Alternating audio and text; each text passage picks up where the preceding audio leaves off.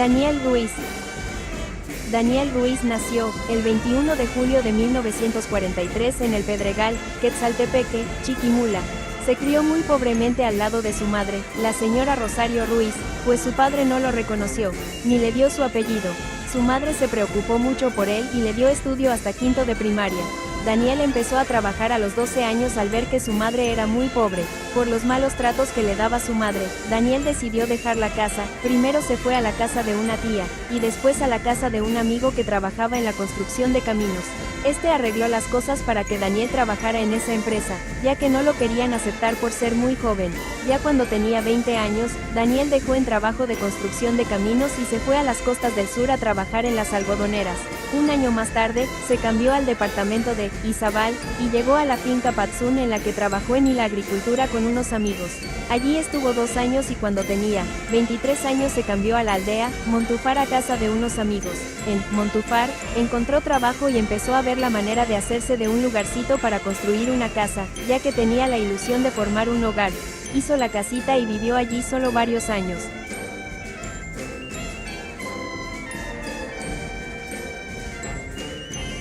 A los 25 años, en 1968, Daniel decidió buscar los caminos de Dios caminando a la parroquia Sagrado Corazón de Jesús, ubicada en el poblado de Quirigua.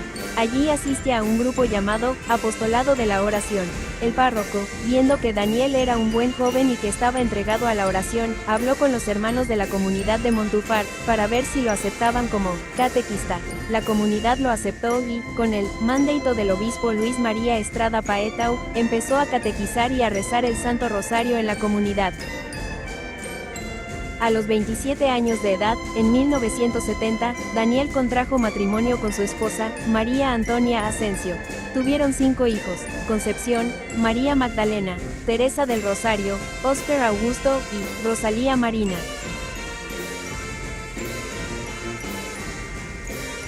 En 1975 la comunidad de Montufar eligió a Daniel para que asistiera a un cursillo de aspirantes en el Centro de Formación de San José, en Morales. En 1977, a los 34 años de edad recibió el mandato que lo acreditaba para presidir la celebración de la Palabra de Dios. Él celebraba la Palabra de Dios, daba la Sagrada Comunión, preparaba a quienes iban a bautizar o a casarse, rezaba en los hogares el Santo Rosario y visitaba a los enfermos. Daniel era muy amante de la justicia y de la paz. Él se interesó mucho por su comunidad y fue muy diligente en promover una vida más justa y humana para todos. Daniel, por medio de Cáritas, logró que se arreglaran los caminos a Montufar. Algunos miembros de la comunidad no estaban de acuerdo en que Daniel tomara el liderazgo para beneficiar a la comunidad. Los comisionados militares también veían con malos ojos a Daniel y lo calificaban de comunista y guerrillero. No solo a él, sino que a toda la gente que trabajaba la pita. Los comisionados militares los llamaba comunistas y guerrilleros y les exigían que ya no trabajaran más la pita de nylon, con la que la gente hacía lazos, hamacas, redes para cargar maíz en mazorca, etc.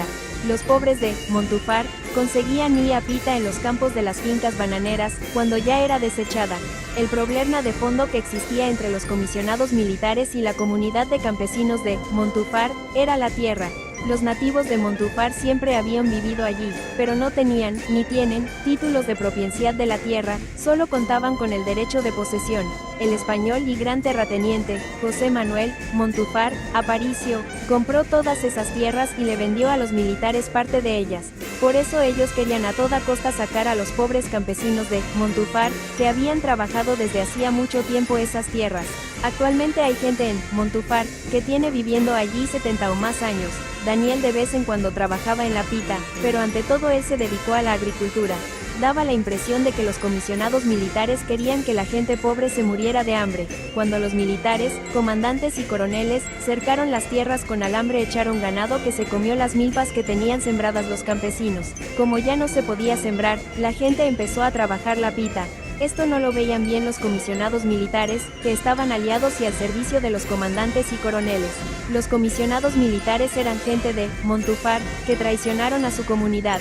Una ocasión los comisionados militares convocaron a toda la gente de Montufar, y les dijeron que ya no trabajarán más la pita, porque si seguían ya verían lo que les iba a pasar.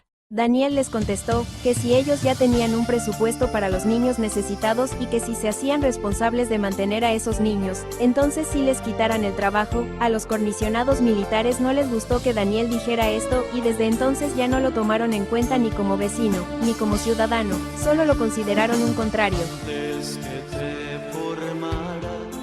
El día 17 de junio de 1983, a las 11 de la noche, Daniel fue asesinado en su propia casa. Cuando los comisionados militares invadieron la casa, Daniel hizo una oración puesto de rodillas y abrazando el vientre de su esposa que esperaba una niña.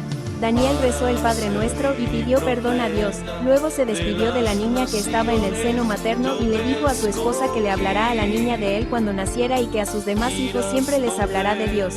Después de esto Daniel se levantó, extendió los brazos, tomando una posición en forma de cruz y dijo sus últimas palabras: Padre, en tus manos encomiendo mi espíritu y mi familia. Al momento le dispararon 2 balazos, el primero en el rostro y el segundo en el pecho.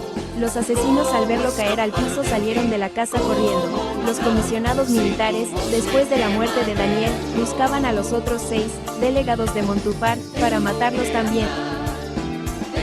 María Antonia, su esposa, tuvo que huir a Ipala, Chiquimula, donde vivió 2 años. Allí, las religiosas franciscanas la recibieron con sus hijos. Al pasar estos 2 años, María Antonia regresó a Montúfar. Al finalizar el conflicto armado interno en Guatemala, se inició el proceso de recolección de datos de la vida de Daniel Ruiz, para presentarlo como candidato a ser santo ante la Iglesia Católica. El 5 de agosto de 2023, en una carta enviada a Monseñor Miguel Martínez, obispo vicario de Izabal, el prefecto del Dicasterio de las Causas de los Santos, el cardenal Marcelo Semeraro ha informado que se puede abrir oficialmente la causa de beatificación de Daniel Ruiz y 17 laicos de Izabal martirizados durante el conflicto armado en Guatemala. Desde esa fecha es reconocido como siervo de Dios y el proceso de beatificación se inició el 3 de abril de 2024.